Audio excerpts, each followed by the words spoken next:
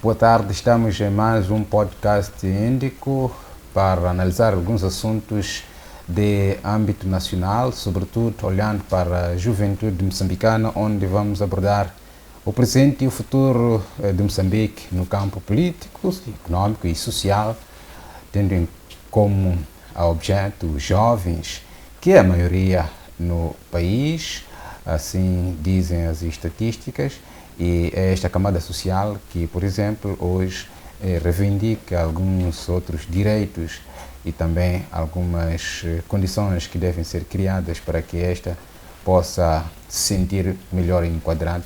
E para analisar este tema, nosso convidado é o analista político Fernando Matico. Boa tarde, bem-vindo à Índico Podcast. Muito boa tarde, Gov. É sempre um prazer estar aqui para dar aquilo que é a minha visão sobre o país, o passado, o presente e o futuro. Como é que olha para a juventude ontem e como é que olha para a juventude hoje?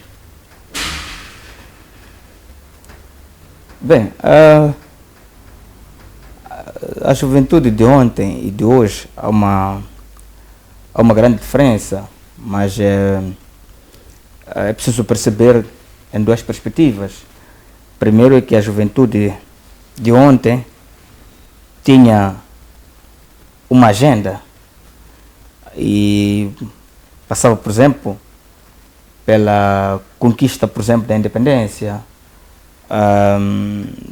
onde vários jovens juntaram-se porque já estavam cansados do colonialismo português e uniram forças, lutaram contra este inimigo e depois tiveram a independência e foi o momento mais alto do país, e o país de 75 para frente começou-se a desenhar outra estrutura governativa, quer dizer, os moçambicanos é que estavam na linha da frente e tinham que de facto levar o barco para frente, tinham que desenvolver o país, tinham que colocar as bases, ter um chefe de Estado moçambicano, ter ministros, entre outros. E depois surge depois a outra guerra de 16 anos, de novo esta juventude volta a estar integrado para trazer mais uma vez aquilo que é a paz no país. Em 92 alcança-se a paz, em 94 as primeiras eleições, surge o outro tipo de jovens. E este outro tipo de jovens tinha a visão, obviamente, de voltar a estruturar o país economicamente, e estamos a falar, chegamos até a geração dos 2000 para frente, e com outro tipo de visão. Que a juventude de hoje quer as coisas de uma outra forma, quer lutar por desenvolvimento da economia. Por exemplo, era impensável na altura um jovem ter uma empresa. Os jovens começam a abrir-se para poder criar o seu próprio sustento. Uma outra visão do país, uma juventude que reivindica, uma juventude que questiona, uma juventude que tenta ao fundo perceber como é que funciona a governação, uma juventude também globalizada. Quer dizer, a juventude de hoje tem outro tipo de agendas, diferente da juventude do passado. Então, essa juventude vai se moldando a cada década, a cada momento, olhando também para o cenário internacional, como eu disse, a globalização. Então, caracterizar a juventude de ontem e de hoje, estamos a falar de uma juventude, do meu ponto de vista, que cada momento surge as suas agendas. E essa juventude de hoje, essa juventude que nós temos estado a assistir, eu estive a acompanhar uma entrevista bastante forte do antigo presidente da República, Armando Guebuza, quando falava do setor da educação, por exemplo, onde dizia que na sua era difícil, por exemplo, na era colonial, encontrar jovens licenciados. Era difícil a jovem segunda, terceira, quarta classe, era difícil encontrar um jovem licenciado, um doutorado, um mestrado. E hoje em dia temos essa juventude. Então, fazendo esta comparação do passado e do presente, hoje temos uma juventude mais aberta, mais intelectual, mais sábio, mais que conhece os seus valores, os seus princípios, pese embora em algum momento acaba vendo aqui o potapear de algumas coisas, mas este é que é o processo geracional, este é o processo do passado e do presente que eu estou a olhar a juventude, né? Falava aqui do aspecto de jovens que não podiam abrir empresa, falando de jovens de ontem, mas que de hoje isso é possível, tendo em conta aquilo que é a evolução e também a globalização que falou, o nível de desenvolvimento, quer dentro, quer fora, sempre olhando para aquilo que são os exemplos e trazendo para dentro, daí jovens criarem empresas também poderem. Estamos a dizer que houve nestes jovens de ontem um desejo, mas que esse desejo era ancorado aos objetivos do Estado, fazer crescer a economia moçambicana, tal como estava o cenário moçambicano e também internacional. Esta forma de pensar junto do Estado e o Estado criar condições para que este crescimento econômico possa ser possível. Digamos que esse pensamento de ontem é difícil encontrar no jovem de hoje. Sim, é difícil, sim. É difícil por... É aquilo que eu disse anteriormente. O mundo, no contexto geral, ele está sempre em evolução. A cada ano, a cada dia, o mundo ele molda-se. Mas o que tem que acontecer, de facto, quando eu falo, por exemplo, me questiona a questão da juventude do passado, eu volto a referenciar que a juventude do passado tinha outras agendas para conquistar, por exemplo, a soberania. Uma agenda comum. Exato, uma agenda comum, uma agenda de unidade nacional, que tinha que se conquistar. Olha, nós hoje estamos independentes, lutamos, tombou-se gente, morreu-se muito, mas o alcance está aqui, que é a independência. Este país é nosso, o que é que vamos fazer? É por isso que parece o 24 de julho, onde o moçambicano é que toma posse das infraestruturas, quer dizer, era impensável ver o moçambicano a ver dentro da cidade, quer dizer, já começa a tomar as infraestruturas, quer dizer, é nosso, vamos valorizar os hospitais, quer dizer, temos que saber a questão da poupança, quer dizer, havia uma agenda de unidade nacional que era para, de facto, para alinhar o país rumo ao desenvolvimento. E hoje, volto a referenciar, Gov, hoje temos outro tipo de jovens. A juventude de hoje em dia, infelizmente, do meu ponto de vista, já não olha muito a questão de agenda comum. Já não se olha muito a questão do país. Já não se olha muito a questão da soberania. Já não se olha muito a questão da pátria. O jovem de hoje olha muito na questão da rapidez. Na questão de hoje ou nunca. Eu não me importo com o Gov, eu me importo comigo. E é isso que está a acontecer. Já não tem a questão da agenda comum. Agora, se calhar, do meu ponto de vista, o topo, os líderes, é que devem, de uma certa forma, trazer este pensamento social, a questão da agenda comum, a questão da unidade nacional.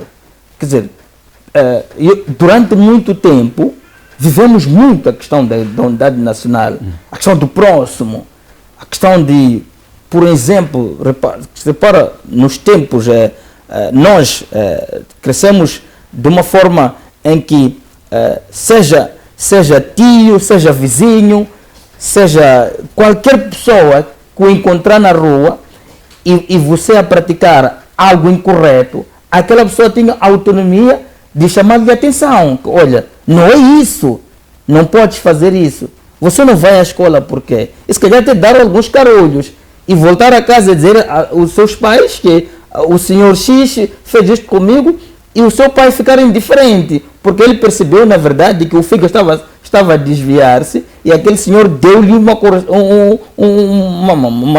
carolho, sabe, para poder o direcionar. Não se faz perceber. Então havia esta questão da agenda comum, da questão do desenvolvimento do país, mas esta juventude de hoje, a percepção é outra.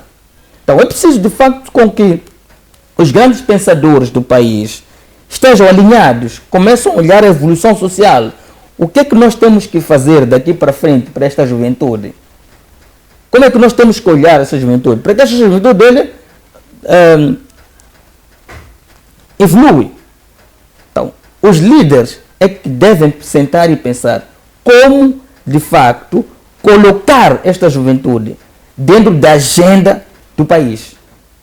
Porque a sociedade, ela molda-se. Há um grande pensador chamado Max Weber, já previa essa questão da socialização, onde ele traz uma abordagem quando ele diz que, olha, existe uma fase primária e uma fase secundária, onde a fase secundária os pais é que tomam conta, mas a fase secundária é onde vive o exterior. A pessoa decide aquilo que quer.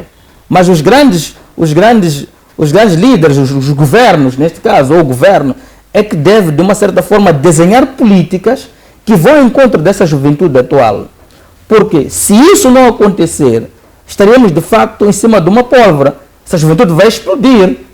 E depois, o que é que vai ser? É desestabilizar o país. Então, esta juventude atual, em algum momento, do meu ponto de vista, ficou desnorteado. Esta questão de ficar desnorteado tem muito a ver dos princípios básicos que romperam-se no passado. E como recuperar isso? Quer dizer, como tirar um comboio que está fora dos carris e devolver a linha férrea? Como é que isso tem que ser feito? Então, preciso pensar. Se sentarmos e percebermos como é que podemos levar este país avante. A forma social de convivência dos jovens do passado teria sido moldada pelos vários fatores que esta juventude foi vivendo e várias transformações também que o país foi tendo até mais ou menos a década de 90, não é? Apesar de que a guerra de 16 anos em Moçambique termina em 92, é quase lá no fim, mas fatores transformacionais do Estado, da sociedade, terão moldado esta juventude para o comportamento que tinha diferente deste de hoje? Sim, teria. Teria mudado por duas razões. Eu costumo dizer que a sociedade, no seu contexto geral, ele, quando nasce, ele tem um pensamento. Este pensamento é comum. Vai crescendo até uma fase. Mas se não encontrar os princípios que norteiam o país ou uma determinada família, esta juventude rompe-se. Quer dizer, aquilo que eu disse de exemplo dos Max Weber, quando ele diz que quando na fase secundária, quando esta pessoa da fase secundária começa a respirar o exterior e depois, quando ele não encontra alguém para lhe direcionar, ele cai na marginalização. E ele até dá exemplo, por exemplo, na altura, era impensável, por exemplo, você ver homossexuais. Sim. Era impensável. Você crescia e dizia que, olha, você é isto na família, você é o homem, quer dizer, você... Mas a sociedade na fase secundária vai bebendo o exterior e depois acaba entrando a globalização, acaba cheirando coisas de fora, acaba imitando coisas de fora, e se não tiver alguém ali, perde-se essa pessoa. Então, é exatamente isso que está acontecendo. Okay? A juventude atual perdeu-se por quê? Porque, em algum momento, concentrou-se em alguma agenda, por exemplo, vamos supor, econômica, e esqueceu-se da agenda da socialização. A agenda da sociedade, esqueceu-se. Passou-se a estar ligado a uma agenda, por exemplo, econômica, e esqueceu a socialização. Então, esta socialização que se esqueceu, ele caiu naquilo que eu chamo hoje de marginalização. Cada influência, Exato. ou qualquer outra influência, Exato. foi introduzindo-se nesta pessoa, dentro desta marginalização da socialização, e acaba perdendo. Porque repara só uma coisa interessante. Na altura, falar dos nossos líderes da pátria, falar de um Samora Machel, falar de um Eduardo Mondlane, de um Francisco Manhanga, falar de outras pessoas que lutaram para libertar as pessoas, havia um respeito sobre essas pessoas. Os livros, como é que eram feitos? Quer dizer, havia aquilo que eu chamo de educação para a cidadania. Quer dizer, havia um respeito. Quer dizer, o 3 de fevereiro, uau, era um momento único da história. Isso bebia-se desde a base. Quer dizer, e depois, chega-se a uma altura, a própria educação em si começa a romper, vai esquecendo, começa a beber aquilo que eu chamo do exterior e esquece de uma parte fundamental, que são os princípios nossos do país. Quer dizer, há uma coisa que alguém disse, e disse, não podemos entregar a educação ao externo. A educação tem que ser nossa. É questão de soberania. A educação é questão de soberania. São nossos princípios, nossos valores. Então, é isso que, em algum momento, a educação perdeu-se. Começou a trazer coisas do exterior e esqueceu-se das coisas internas. Aquilo que eu disse, para fechar, aquilo que eu disse que, na altura, nos nossos livros, ao abrir a primeira página dos nossos livros, quer dizer, havia ali os nossos heróis, o significado que essas pessoas tinham. Mas, e depois, os livros, a educação foi sofrendo várias metamorfoses, e esta educação, de uma certa forma, acabou deixando toda a juventude sem direção. Quer dizer, perdeu-se a bússola aqui. A globalização terá sido encarada de forma, digamos, não correspondente àquilo que é o nosso ser e estar como moçambicano. A globalização terá trazido influências e encontrar um vazio, e daí a juventude tomar o rumo que tomou. Exato. Diríamos que há uma partilha de culpas aqui. Bem, eu costumo dizer, neste momento em que nós estamos olhando para a juventude atual, não podemos encontrar ou achar culpados. Falo desta globalização que mal, digamos, interpretada, e que foi introduzindo outras nuances no nosso sistema educacional, por exemplo, as transformações que o setor sofreu. Diria, há algum culpado aqui neste mal acompanhamento desta globalização que veio trazer mudanças no seio do comportamento social também? Bem, culpados, quer dizer, até não diria culpados, mas houve uma fragilidade. Sabe, Gov, nós não podemos, de uma certa forma, entregar a educação a outras pessoas. A educação estar a ser comandada por outras pessoas, outros países, por exemplo. Não pode. A educação tem que ser algo de soberania, tem que ser nós. Porque a globalização, ela existe. Não podemos fugir da globalização. Ela existe, não tem como. Ontem tínhamos uma estação de televisão temos várias estações de televisão, temos várias rádios. E esses rádios, essas televisões, como é que são os conteúdos? Então, são internacionais, ou alguns. Por exemplo, a questão, por exemplo, de um programa Vai Dar Namoro. Quer dizer, na altura nós não tínhamos essas coisas. Hoje em dia já começamos a assistir. Então, nós não podemos fugir disto. A globalização sempre vai nos encontrar. A globalização não é mau. Até que é bom em algum momento. Quer dizer, nós estaríamos hoje a usar até os telemóveis por aí dentro. Então é bom. Mas é preciso, de facto, com que esta globalização encontre ele um Estado preparado para dizer o quê?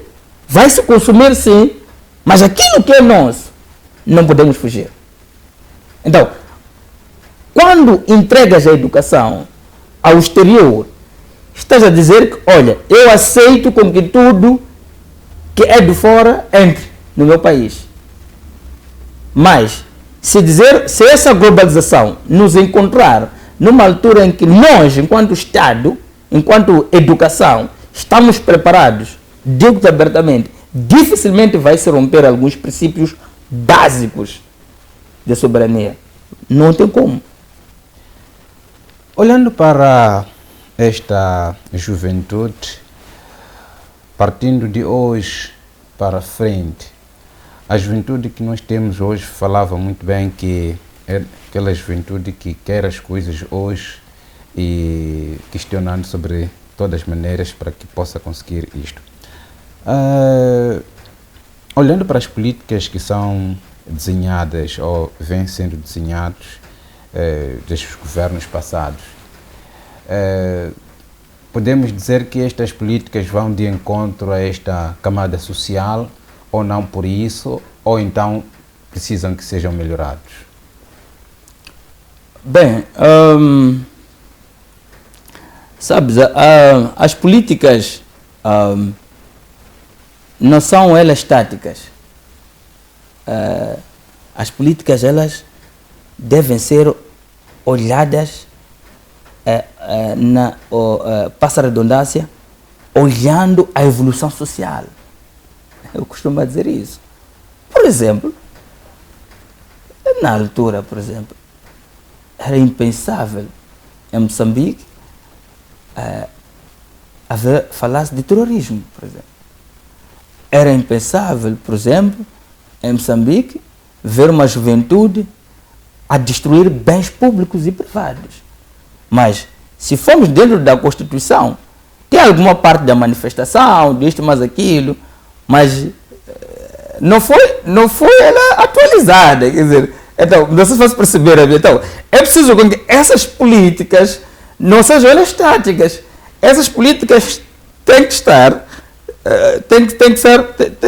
tem que se olhar a evolução social. Agora, se as pessoas que estão na linha da frente, em algum momento, não olham para a evolução social, aí está o perigo. Porque o que vai acontecer é quando entrarmos neste momento que estamos, por exemplo, a viver, quando já o poder judiciário, poder legislativo, executivo, entre outros, já querem tentar correr para criar-se leis, por exemplo, de manifestações, vandalizações. Quer dizer, mas isto, se tivesse sido olhado, a evolução social, como é que esta sociedade está a evoluir, a exigência da sociedade, como é que a sociedade vai pensando? A sociedade vai para onde? Os libertadores da pátria, entre outros, depois que vieram dos 50, dos 30, 1930, 1950, 40, 70, esses vão ficando para trás. Quer dizer, depois vai aparecendo uma outra juventude. Então, é preciso, de facto, com que estas políticas sejam elas feitas o quê? Atualizadas. Aquilo que hoje tem sido um debate muito forte. A questão, por exemplo, da lei eleitoral, por exemplo, onde, na altura, quando se criou a Comissão Nacional de Eleições, foi dito que não, tinha que lá ter representatividade dos partidos políticos. As coisas foram evoluindo, foram andando. Hoje, se percebe que não. Não necessariamente os partidos políticos estão lá. Quer dizer, então, é este processo que a sociedade ou o mundo vai andando. Tem que olhar-se aquilo que é o andamento social, aquilo que é a evolução da cidade e ficar-se atento e desenhar-se políticas. Então, aqueles que estão na linha da frente, aqueles são as pessoas, os decisores deste país, devem de facto embarcar a todos os moçambicanos para perceber como é que isto vai funcionar. E vamos entrar, vai perceber que todos nós vamos entrar numa agenda comum. Faltou uma leitura de vários cenários políticos socioeconómicos no país para estarmos a este nível em que estamos? Eu acho que sim, eu acho que faltou uma leitura sim, porque se tivesse de facto nos apercebido, ou os decisores tivessem ficado atentos, acredito, do meu ponto de vista, isto não teria acontecido, ou se tivesse acontecido, se calhar seria de uma forma não agressiva como está a ser. E como é que podemos olhar, partindo destes pressupostos, como é que podemos olhar para os próximos anos? Digamos 25 anos, por exemplo. Aonde nós vamos? Daqui a 25 anos? Bem, com todos erros e acertos, eu costumo dizer que Moçambique ainda não está totalmente perdido. Ainda pode-se recuperar muita boa coisa. Porque as pessoas que trouxeram a educação ainda existem. As pessoas que trouxeram a educação, são os primeiros, por exemplo, os primeiros manuais, aquelas pessoas que desenharam, por exemplo, como é que tinha que ser o Estado. Dessas pessoas ainda existem. Então, o que tem que acontecer, de facto, é que o governo atual, por exemplo, ainda bem que é um governo jovem, ele, aliás, deve se deixar, a partir de agora, de se fazer políticas quinquenais, de 5 em 5 anos, ou políticas de 10 em 10 anos. Sabe, para um Estado desenvolver, um Estado entrar na rota do desenvolvimento, a projeção de um país, ele não pode ser feita de 5 em 5 anos, ou de 10 em 10 anos. Não. Se o governo está a governar 10 anos, aquele que vier deve pegar as boas coisas do seu antecessor e dar seguimento. Porque quando isto não acontece, há um rompimento, vamos estar sempre nesta questão de vivermos estes cenários todos. Porque um faz, sai, vem outro, implementa a sua política, sai, vem outro, sai, vem outro. Isto é perigoso. Quer dizer, se olhares, por exemplo, para a China, por exemplo, olhares, por exemplo, para os Estados Unidos, para os Estados Unidos que implementou a democracia hoje, que é tido como uma referência da democracia. Havia a questão da ditadura, né? Para se tornar um país alinhado aos objetivos. Mas hoje já não podemos implementar isso, né? Mas o que tem que acontecer é que os governos, eles devem hoje sentar, ainda bem que este ano celebramos 50 anos de independência, é um momento importantíssimo para sentar e desenhar o país, conforme bem disse, daqui a 25 anos. O que é que temos que fazer? Significa que são 25 anos, vamos supor, a governação é de 5 a 5 anos. Então, significa que aqueles que vierem para liderar o país não podem mudar as políticas. Percebe? As políticas não podem ser mudadas em 5 a 5 anos. A agenda tem que ser a longo prazo. Esta agenda queremos levar Moçambique para onde?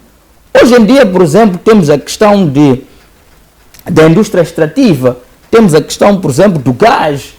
Estamos a descobrir, por exemplo, que em Balama Quer dizer, era impensável, na altura nós não tínhamos isso.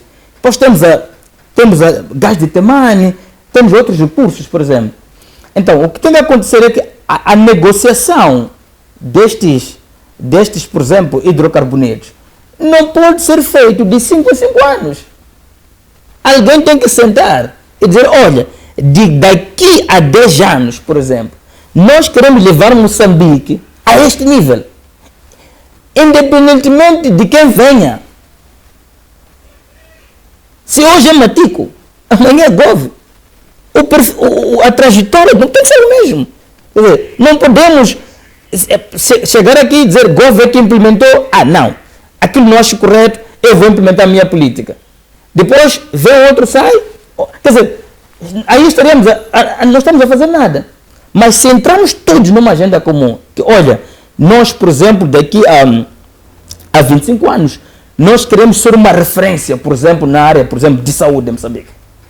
Daqui a 5 anos, daqui a 25 anos, nós queremos, por exemplo, ter universidades, por exemplo, da produção de petróleo e gás, mas sendo uma referência a nível internacional, como as Malásia, entre outros. Daqui, quer dizer, volto a repetir, Gove, qualquer pessoa que venha governar este país não pode deixar de ir à biblioteca e ver que o outro tinha esta agenda para levar este país até este ponto. Não é porque o governo é que fez, eu tenho que mudar, porque agora sou eu que estou aqui. Então, isto é que mina este país. Então, é estas políticas que tem que parar. E eu digo abertamente, este país tem tudo para dar certo. Olhando para aquilo que nós temos, olhando para a juventude, olhando para as universidades. Quer dizer, aquelas pessoas que libertaram o país, que colocaram, criaram todas as condições possíveis. Colocaram universidades, na altura só havia Eduardo Mondlane, hoje temos cerca de 53 universidades, ou tal, por aí, temos institutos, temos vários centros de saúde, quer dizer, tudo já está lá. Agora, nós é que não podemos hipotecar algumas coisas básicas que são da nossa responsabilidade. Olhando para este pressuposto de criação de uma agenda que seja referencial para todos quanto puderem ascender ao poder executivo, celebrando 50 anos de independência, é de se esperar que, por exemplo, o país possa ter uma referência ou estudar os processos de desenvolvimento transformacionais para atingir o desenvolvimento econômico que, por exemplo, tem a China. Olhando para os 40 anos atrás, a China era um país emergente e desenhou a sua agenda de desenvolvimento econômico, está hoje no estágio em que está e a criar quase que cobiça pelos Estados Unidos, que tem sempre com quem estão em guerra comercial por causa do nível de produção industrial que a China tem hoje, consegue até se introduzir a quase todos os mercados do mundo. É de se esperar que venha-se fazer uma leitura ou se estudar este exemplo, por exemplo, da China, para que, a partir destes jovens de hoje que reivindicam aquilo que deveriam ter e que não têm, puderem fazer algo para daqui a 50 anos e dizer que sim, valeu a pena lutar e estudar isto, mas aquilo, o país está neste estágio. Certo. Para isto acontecer, Moçambique deve se fechar. Primeiro, internamente. Se fechar. Olhar o que o país tem e o que o país não tem. Olha, quantas pessoas que entendem sobre a indústria extrativa, quantos quadros nós temos? Quantos quadros temos aqui? Quantos quadros temos ali? Dizer não, vamos nos fechar para investir. Sabe, a China é um exemplo de desenvolvimento muito forte. A China fechou-se, começou-se a investir nos seus quadros, na educação do seu país. Disse, nós temos que estudar aquilo que nós temos. Temos que estudar aquilo que nós temos. Sabe por que isso acontece? Quando você estuda, eu lembro-me de uma coisa que eu vi na China interessante. Quando uma empresa, quando a Mercedes foi à China, disse, eu quero implementar uma fábrica aqui na China, de Mercedes. E os chineses aceitaram. Mas disseram, olha, vocês da Alemanha tragam só 10 engenheiros aqui. O resto das pessoas que vão estar aqui são nossos. E a obrigação vossa é ensinar os nossos quadros a saber como é que se produz o Mercedes. E aqueles quadros ensinaram como se produz o Mercedes. O que é que aconteceu? Aqueles senhores produziram um carro com as mesmas características que o Mercedes. Você viu como é que funcionou? Produziu o mesmo carro, mesmo características que o Mercedes. E começaram a distribuir para o mercado. E os chineses começaram a comprar aquele carro, porque tinha as mesmas características que o Mercedes. Então, é isto que nós temos que fazer. Nós temos uma indústria extrativa. Nós temos que trazer pessoas de fora, os técnicos, os profissionais que entendem, por exemplo, da área da indústria extrativa, do petróleo, dos gás, virem aqui e dizer, olha, ensina os nossos moçambicanos como fazer isto, como fazer aquilo. Temos em Balama, por exemplo, que se extrai recurso para a produção de baterias. Grafite. Passa a expressão. Você não pode estar a dormir. Leve os seus quadros para um país que se produz baterias e perceber como é que se produz. E depois dizer àquele senhor, não, nós vamos passar a produzir aqui localmente as baterias e vamos vender com tudo. É só deixar virem comprar em nós. Não precisamos mandar para ir para afinar, mandar aqui para isso. Não, nós já temos capacidade para vender as baterias. Nós já temos a transformação aqui. Quer dizer, de uma forma resumida, o que eu quero dizer é que temos que industrializar Moçambique. Temos que industrializar Moçambique. Há países, por exemplo, que é difícil você hoje querer bolsa de estudo para o mundo fora, falar de filosofia, falar de história. Eles já não querem, esses cursos já não têm nenhum peso para eles. Eles agora estão a estudar saber fazer. Toda é questão da agenda. Eu tenho que estudar saber fazer. Saber fazer. Saber fazer. Saber fazer. Saber fazer.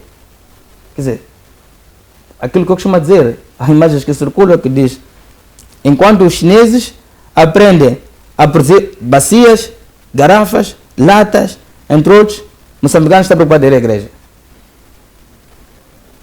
A orar. Não. Deus é bom, temos que seguir, sim, porque é questão da harmonia social, há muita coisa que vem aí, mas é preciso, de fato, trazer estas pessoas a saber produzir. Sabe, a questão da responsabilidade social das empresas, por exemplo, hoje temos empresas da área da indústria extrativa, entre outros. Estas empresas devem fazer uma coisa simples. Devem criar institutos. Devem trazer ensino técnico. É obrigatório. Senhores, aqui está-se a explorar gás. Faça um instituto que ensine as pessoas a produzir gás. Que ensine essas pessoas a manusear as máquinas. Que ensine as pessoas a fazer isto e aquilo. Digo-te abertamente, daqui a 25 anos, você vai ver este país, você vai olhar na rota de desenvolvimento. Uau, interessante. Hoje, e há de perceber que a África do Sul, Malawi, Zimbábue, países vizinhos, há de vir a Moçambique para buscar experiência, buscar conhecimento. Uau, este país sim, preparou-se. Mas é preciso, Gov, com que nós nos fechemos. aquilo que o presidente Daniel Chapo disse, e que é justo. Não podemos entregar a nossa educação a outra. Isto é um assunto nosso. Não se entrega a educação a outras pessoas. Isso é nosso. A nossa educação é nossa educação. Você vai para a Coreia, fechou-se. A educação é deles. Ensinam aquilo que olham para a realidade do país. No momento em que, no contexto internacional, a competitividade é enorme e os países vão adotando políticas que passam por não abertura, se calhar até para alguns segredos sobre conhecimento. Olhando para a África, por exemplo, ainda o Ocidente tem a filosofia de que a África deve continuar a ser o mercado dos recursos naturais brutos para eles poderem usar. Acha que nesse fechamento do país, os detentores de conhecimento técnico poderiam aqui se abrir para que o país possa moldar os seus quadros na matéria, por exemplo, de extração de alguns minérios, exploração de gás, por aí. Acha que poderia haver aqui alguma abertura destes grandes conhecedores destas matérias, chamados experts em gás, para ajudar o país? Eu acho que sim, porque hoje em dia temos um exemplo de Senegal, né? Senegal já faz isto. Disse, olha, eu já não é de vender o meu produto a bruto. Eu vou transformar e quem quiser vem buscar. Eu acho que sim, é possível. Temos Senegal como referência. Temos que olhar para ele e perceber o que é que eles fizeram. Sabe, a roda já foi inventada. O que se inventa são as marcas só. Então não tenha medo. Se você não tem conhecimento de como desenhar uma marca, procura a pessoa para lhe ensinar. Os Estados servem para isso. A quando da presença ou da participação do Presidente da República, Daniel Chapo, na cimeira do chefe de Estado e do Governo da União Africana, na Etiópia, à margem desta reunião, o estadista moçambicano manteve o encontro com o Presidente do Banco Africano de Desenvolvimento e que se fazia acompanhar também pelo grande empresário na exploração de gás, petróleo nigeriano.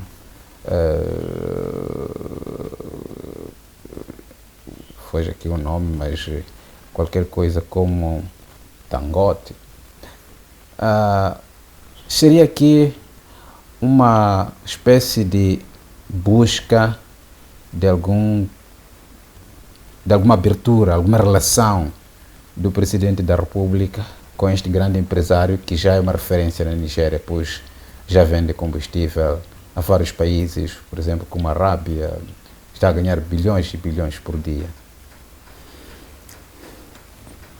Tendo em conta estes recursos que Moçambique também detém. Quer dizer, este encontro, sob o meu ponto de vista, foi muito estratégico, e os encontros foram também estratégicos, mas o que tem que acontecer nos próximos tempos é win-win.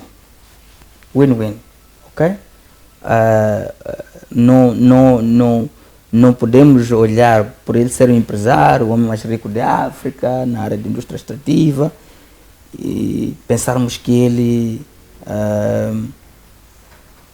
vai nos trazer tudo. Não. Porque estes empresários, muitas das vezes, eles vão com algum interesse. Então é preciso ficarmos atentos aí. Sabe, Moçambique, de 2019, se a memória não me falha, 19 ou 20, ou antes, é apetecível este país. Muito apetecível. Pelo aquilo que o país é. Então, estes encontros que o chefe de Estado teve com o Banco Africano de Desenvolvimento são interessantes, mas é preciso que não termine somente em encontros, termine de facto em realizações. E neste contexto, o que eu quero tentar transmitir é que quando começares a ir ao fundo disto, é preciso que logo desenhe-se as políticas, os contratos. Como é que isto vai ser? O que é que você vai nos trazer enquanto país? Que ganhos é que o país depois vai ter?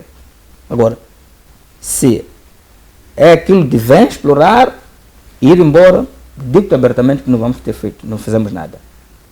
Não fizemos absolutamente nada. Esses encontros bilaterais, esses encontros de cooperação, aliás, eu costumo dizer que o Ministério dos Negócios Estrangeiros e cooperação tinha que se tirar a parte de cooperação, ser uma espécie de relações externas. Quer dizer, então já não estamos na parte de cooperação, a parte de relações externas. É isso que o meu ponto de vista. Essa parte de relações. Vamos curar a cooperação agora. A parte externa. Quer dizer, tem esse Ministério do Negócio Estrangeiro e relações externas. Quer dizer, é isso que nós temos que ter, essas relações. Quer dizer, e trazer, que agregam valores ao país. O encontro foi bom. Eu tive a oportunidade de acompanhar as reportagens, os discursos do chefe de Estado, e fiquei feliz pela forma que ele disse, o que foi fazer lá, mas não pode terminar aí. Sabe, há uma coisa que eu sempre digo, as relações hoje em dia com Moçambique tem que ser na perspectiva olhando para a Ásia. Tem que olhar para a Ásia, as relações. Porque a Ásia tem uma experiência muito forte na questão da indústria extrativa, na questão dos petróleos. Então, o modus operandi do governo, do Ministério dos Negócios Estrangeiros, entre outros, tem que ser na perspectiva de furar a Ásia e beber deles. Porque eles também estão ainda meio dorminhocos. Hoje em dia fala-se mais do velho continente, né? Então é preciso aprender muito com esses. O antigo chefe de Estado, Filipe Jacinto Nunes, foi para a Ásia, foi para a Arábia Saudita. Eu disse para mim mesmo, eu disse, sim senhora, é isto que a gente precisa. Então, o atual chefe de Estado também tem que começar a olhar muito para... Porque todos os outros estão postos no velho continente. Precisa buscar nos outros países, beber deles. Como é que fizeram isto? Alternativas de cooperação. Exatamente. Como é que fizeram isto? Como é que fizeram aquilo? E depois, ok, tá bom. Vocês estão numa universidade, nós vamos mandar 100 profissionais da área para aí. E vocês, nós já temos. Tragam-nos 10 só. Senhores, aqui, vocês, é para replicar este conhecimento para outras pessoas. E chegamos a dada altura a dizer muito obrigado pelo ensinamento e vai ser uma data na história. Ensinamos e nós estamos a caminhar sozinhos. Estamos a falar da juventude, que é a camada maioritária no país, neste caso. Olhando para alguns outros setores, como é o caso da agricultura, que também pode dinamizar a economia moçambicana, como analisa a participação da juventude nesta área?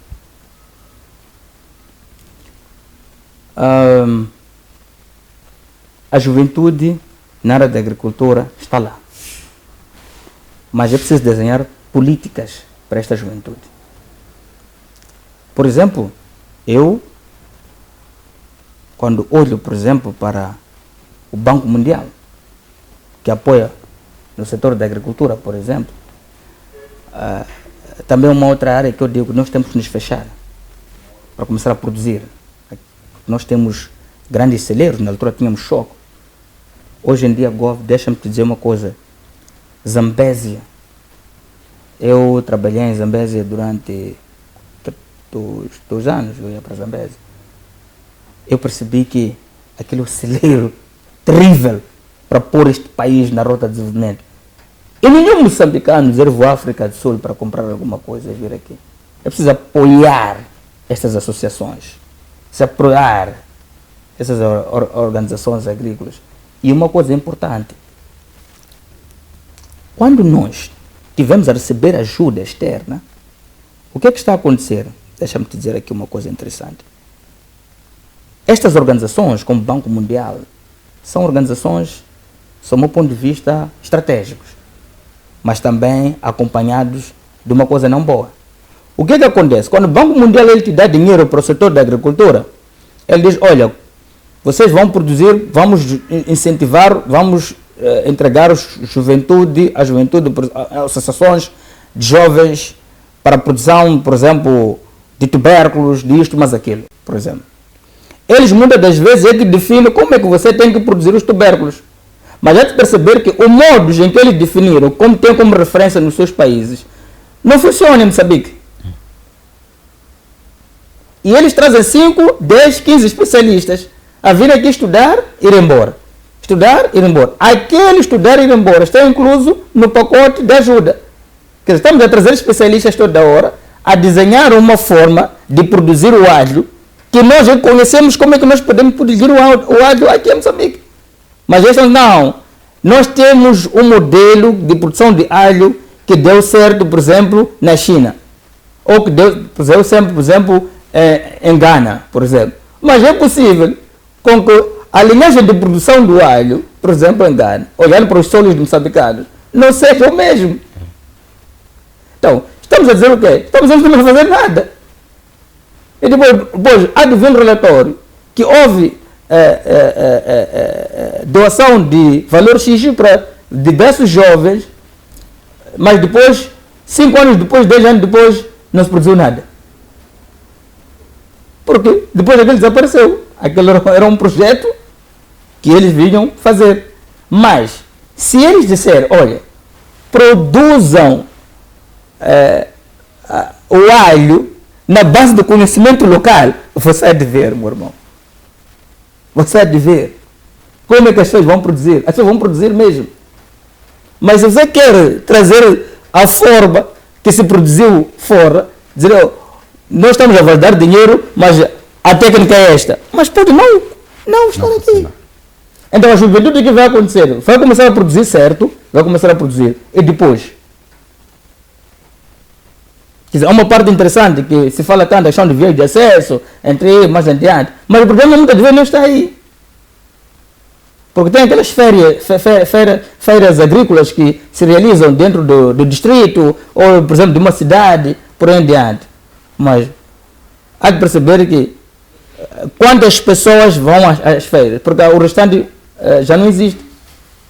Mas devido ao modelo de produção agrícola, deixem os moçambicanos, pela experiência que têm, produzirem com conhecimento local.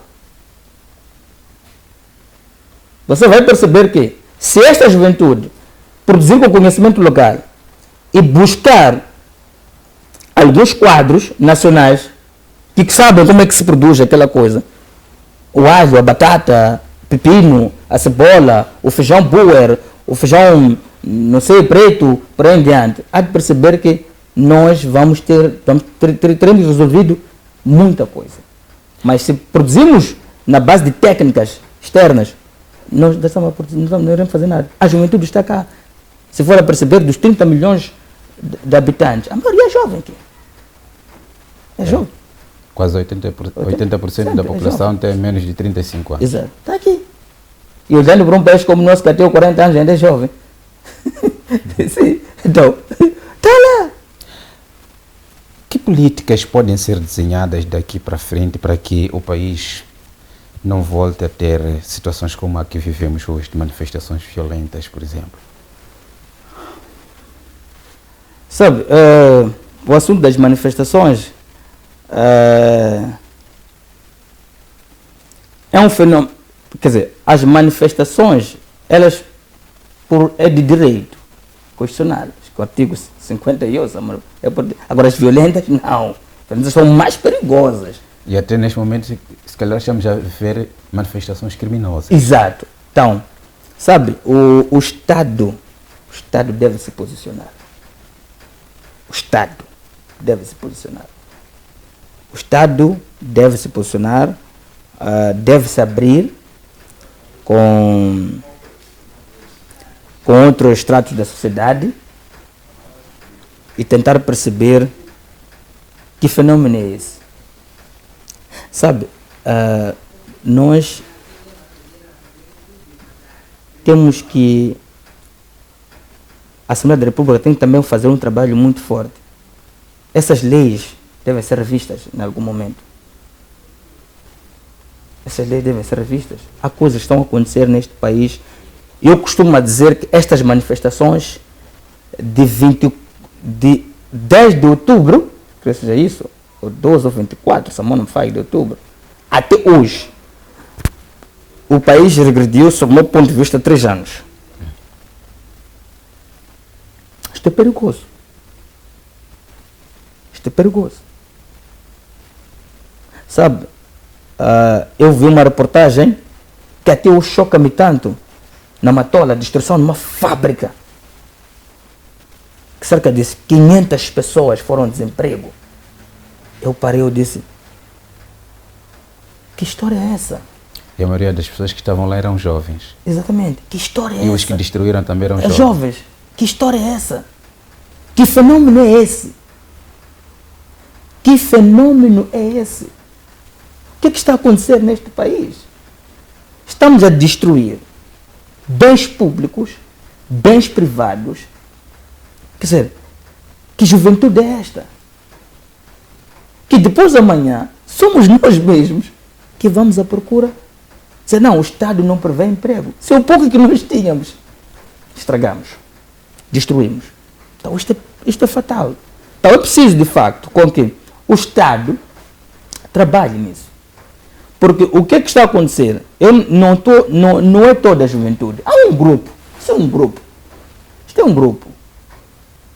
É preciso conquistar trabalho.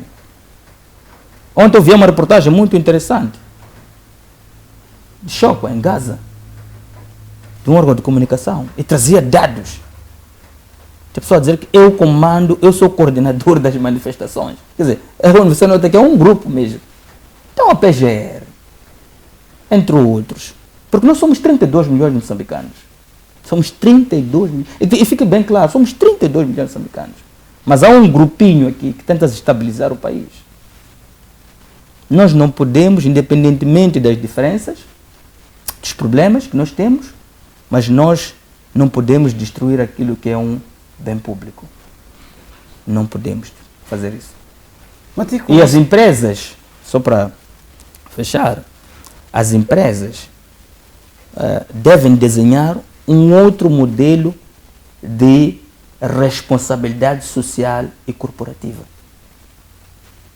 Não faz sentido em que tu estejas, por exemplo, em Inhambane, tem lá a Sazol, e ao redor da comunidade não tem nada.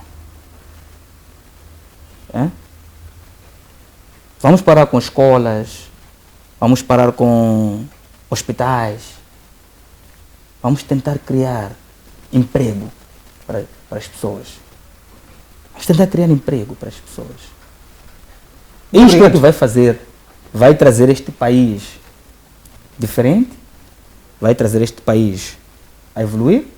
Daqui a 25 anos, nós possamos sentar, nos orgulhar e dizer, sim senhor, temos um presidente jovem, temos uma equipe de ministros, sob o meu ponto de vista, jovens, técnicos, pessoas que vieram do setor privado, têm uma vasta experiência na área. Estas pessoas devem sentar agora, dizer, olha, nós queremos colocar este país daqui a 25 anos, como disse, assim, desta forma. Muito obrigado, Fernando Matico, analista político, que esteve conosco para analisar o presente e o futuro de Moçambique no campo político, econômico e social, neste podcast da Índico. Esperamos que tenha sido de agrado do nosso espectador e também ouvinte. Nós prometemos voltar cá com mais outros temas aqui na Cada Vez Mais Ouvida. Boa tarde.